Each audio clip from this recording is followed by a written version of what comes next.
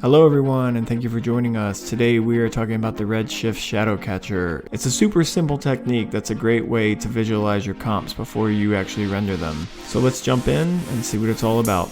Okay, so how to create a shadow catcher within Redshift. So this is a pretty common technique that is used quite often when you want to composite a 3D object into a real world environment.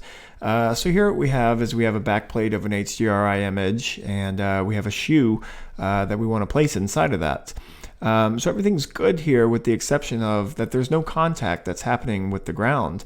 So this is where the shadow catcher comes into play. And so for those of you who aren't familiar, the shadow catcher basically, it'll take a piece of geometry and it'll turn off everything but the shadows. And this can be anything. I mean, it can be a floor most commonly, it can be a wall, it can be anything. I mean, anything can be a shadow catcher that's geometry. For our purposes now, we want to do a floor because that's what we want. Right now, the shoe, it feels like it's floating, and we want it to feel like it's on the ground here. So what we're going to do is we're going to create a ground plane. So we're just going to create a plane. We're going to come in here. We're going to make a plane. And instantly you're going to see that what happens is we're going to have a plane that's catching our shadows. And now it feels like it's actually touching the ground. You know, we have nice shadow fall off that's happening here and here. And it feels more real now.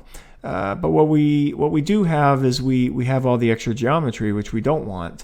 And this is where the shadow catcher comes into play.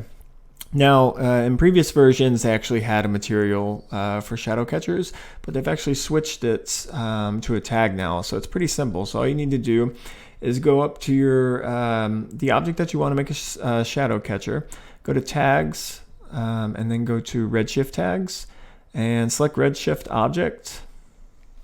Okay, within here, you're going to want to select your matte tab, go to override, enable your general, and then you're going to want to enable shadows. So when you enable shadows, that's essentially going to get rid of everything except the shadows. And of course, you have some pretty obvious settings in here.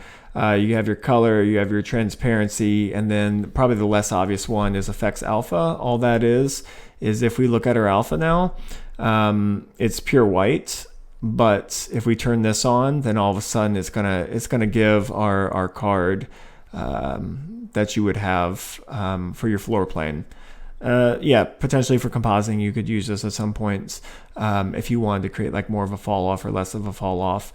But for now, I don't think we need it. So let's turn this off. And then one last thing to note is, yeah, of course, for this demonstration, we're just using a flat plane. But if you had, tiles here, or if this was a really rugged texture, you would want your geometry here to mimic that, right? So if this shoe was on top of this mountain, I would want the shadow catcher to be mimicking the mountain. It should be something that's similar to that.